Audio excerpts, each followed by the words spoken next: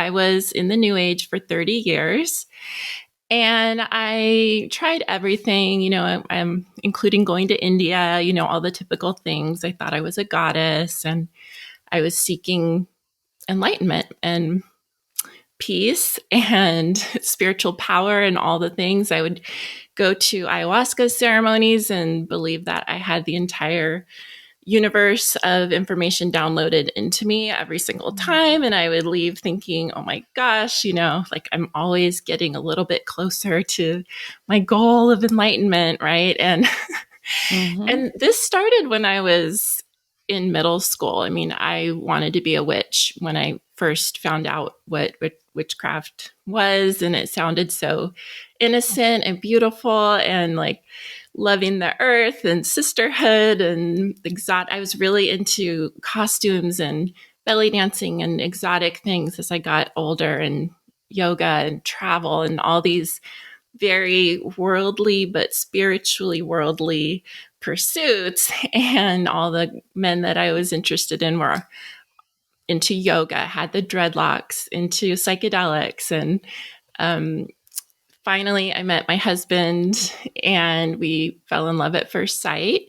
And he also had a similar spiritual path to mine. And we got married within a year and a half. And this was 20 years ago that we met in November of 2002.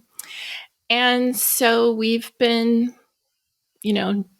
doing all the new agey kind of things during our whole entire marriage. And then in 2020, as is common with a lot of us who discovered Christianity around the same time with the pandemic and everything that was going on, everything just kind of like all the puzzle pieces fit together for me, that it was actually Christianity that was what I was searching for my entire life.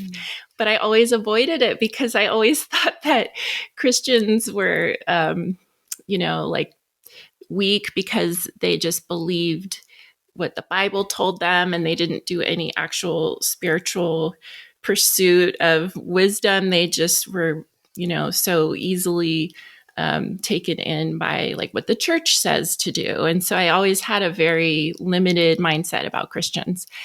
And I just started reading the Bible. I remember feeling like I've done all this spiritual work and read all the books and I've done all the rituals and I've listened to the Esther Hicks recordings and did, literally everything. But I didn't feel peace in my heart. I didn't know it then, but I was spiritually sick, very, very spiritually sick.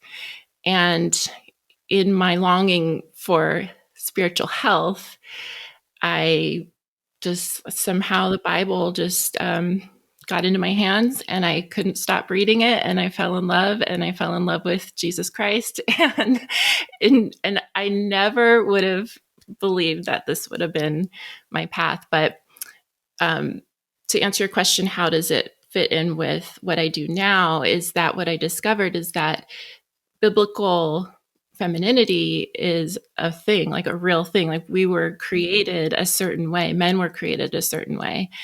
And Christianity is the path that spells it all out for us. I mean, it's all right there. I am an Orthodox Christian, which is, for anybody who doesn't know, it's the most polarized, I would say, of any religion I've ever even heard of. And that's one of the things that really grabbed me because I had lived for so long without believing in boundaries and discipline and like freedom, right? Like the spiritual life is just, you just do whatever you want and everything's okay. And everybody has their own truth and there's no objective truth. So everything's fine, right? And now to go from that all the way to Orthodox Christianity, which is very much about boundaries and this is the path that's been set out by the Holy Spirit for us to know God, to be as Christ-like as we possibly can, and to create families and communities that are as Christ-focused as they possibly can be. So the work I do now is I'm a mentor with women who are seeking to cultivate their femininity and enrich their love lives. I work with single women and married women, and they all have one thing in common, which is to cultivate and restore the feminine wisdom, the design that God created for them that has been distorted by the world, by cultural conditioning and incorrect belief systems that have taken away that connection with their actual feminine instincts. So I help women to restore those instincts and live a life full of joy and beauty and truth and love. And it's the most amazing, amazing thing. If I had known 6 years ago what my life would look like now, and my marriage, I mean, everything has been, it's like my eyes were open, the healing started, and so I'm in a constant process, of getting closer to Christ every day. He's the center of my entire world. I have an axis by which my entire world is oriented now, whereas when I was in the New Age, there wasn't any such thing. It was just do whatever you want. Everything's cool. Everything's okay.